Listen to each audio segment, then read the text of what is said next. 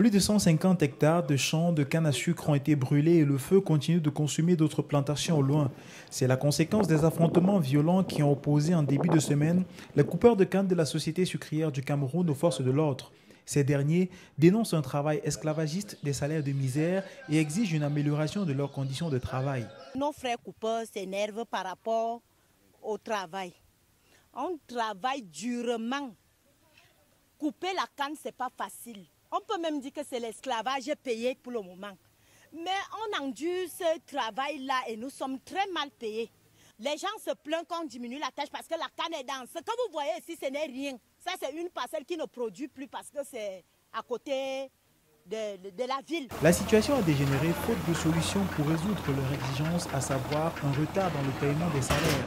La grève a tourné à l'émeute avec des scènes de violence inédites qui ont fait un mort parmi les employés des champs et une dizaine de blessés selon le maire de la ville. En conséquence, l'entreprise de Sosucam est à l'arrêt depuis des dizaines de jours. Elle annonce que la grève a des répercussions sur ses activités. La ville est fortement militarisée et les activités tournent au ralenti en Koteng.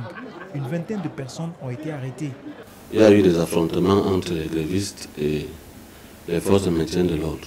Nous avons enregistré un mort côté gréviste et environ 5 blessés, dont 2 policiers évacués.